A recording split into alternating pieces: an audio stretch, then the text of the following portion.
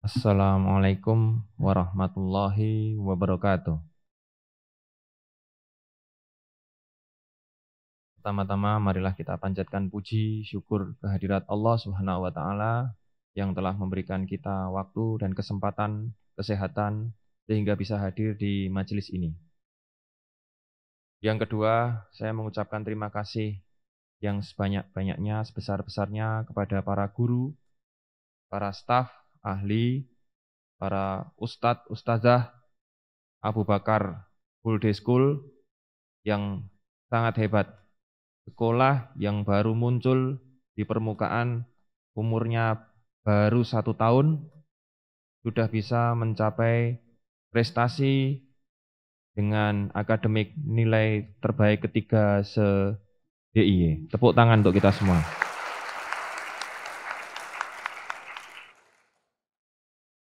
Yang ketiga, saya mengucapkan terima kasih kepada anak-anak kami yang sudah berusaha keras walaupun di era pandemi, sekolah online, ketemu temannya dengan Zoom, belajar dengan melawan malasnya, bangun pagi, harus ikut Zoom class dengan baju seragam di atasnya dan celana pendek di bawahnya, jilbab sampai lengan asal ketutup di kamera, tetapi bawahnya pakai celana pendek juga. Pertemuan acara jam 7, jam 8, jam 7 kurang 5 menit, jam 8 kurang 5 menit baru bangun, itu saja dibangunin orang tua. Tapi prestasinya bisa bagus, luar biasa. Alhamdulillah, tepuk tangan lagi untuk kita.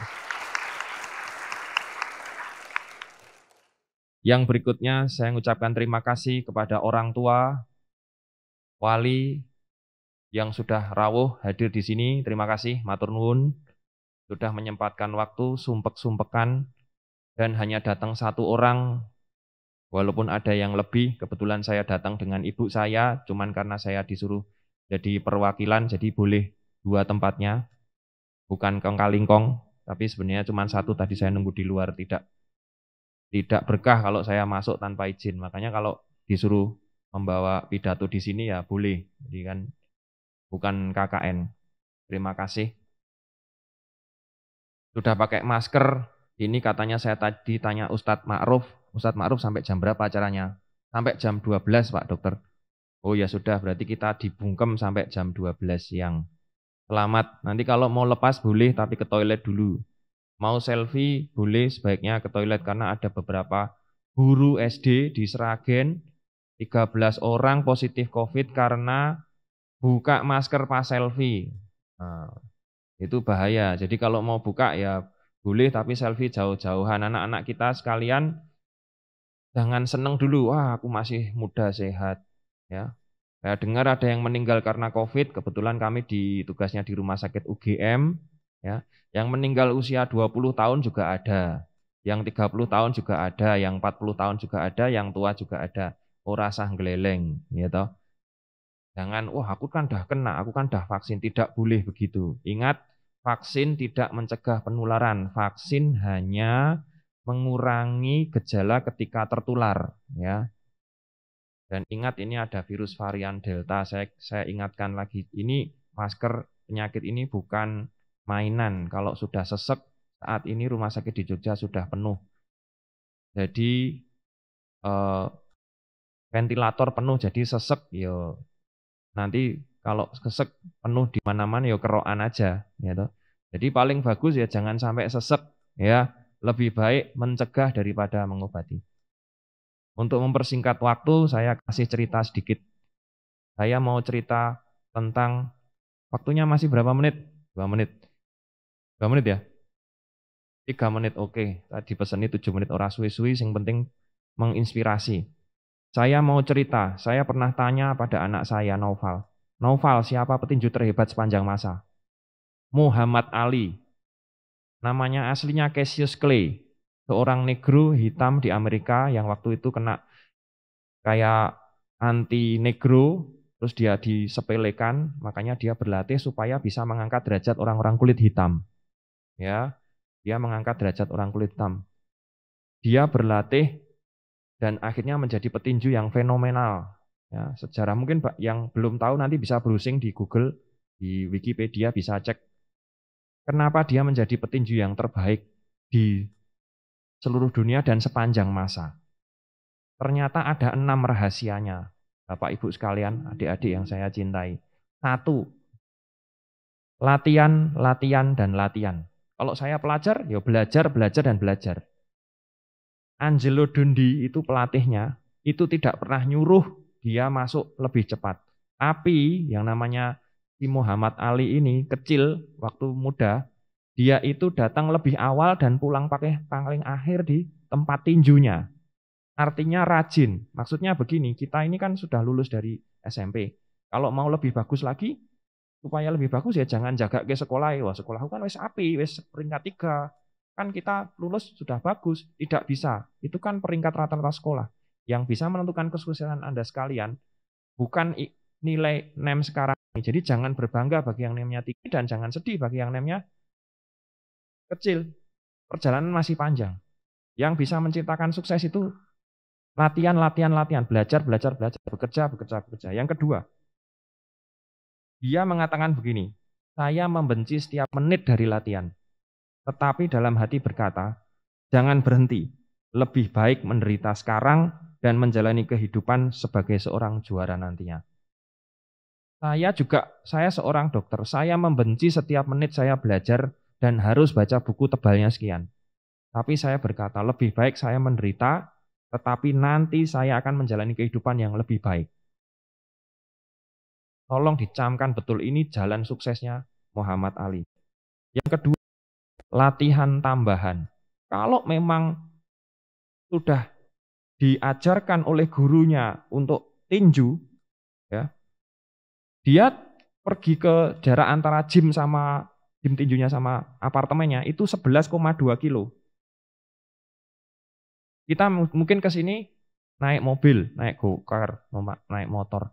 Muhammad Ali itu 11,2 kilo tiap hari lari. Kenapa? Dia mau latihan tambahan. Apakah dia nggak bisa beli motor atau mobil? Bisa, dia kaya.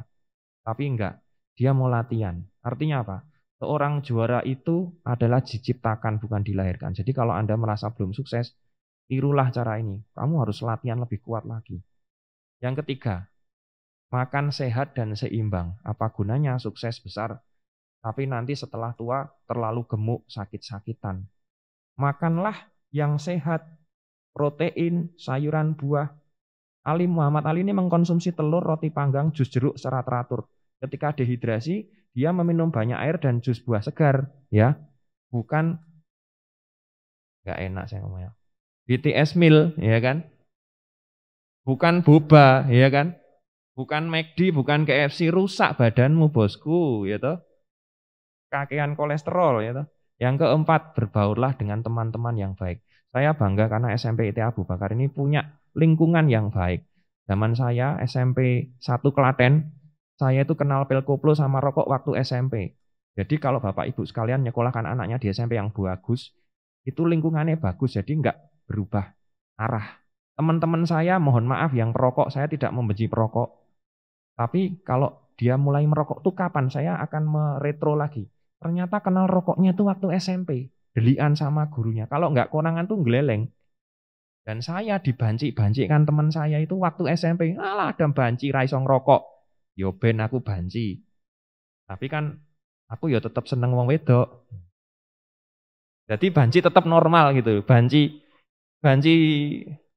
apa ya? Banci soleh, ya kan? Yang kelima, berani ngambil resiko. Berani ngambil resiko. Bagi anak-anak yang mau daftar nanti, walaupun nilainya pas, daftar aja.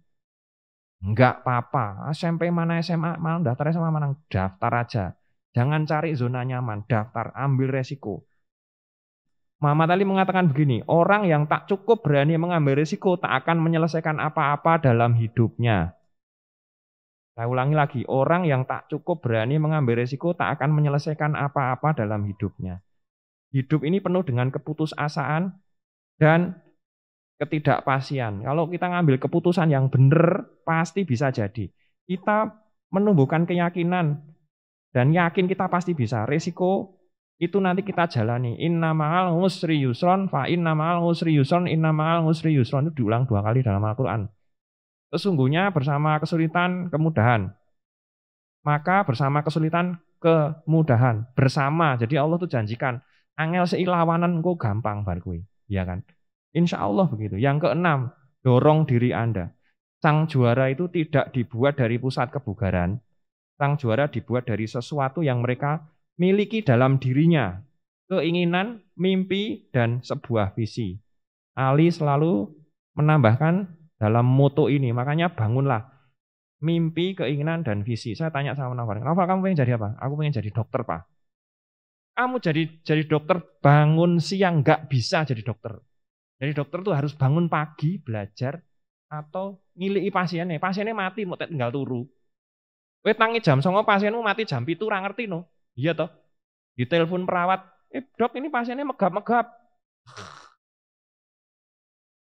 Kalau kamu mau jadi orang sukses, bangun pagi. Jeff Bezos, CEO Amazon, bangun pagi jam 4.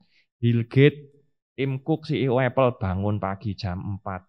Yo piye carane, ojo bengi-bengi mangane turune. Itu aja.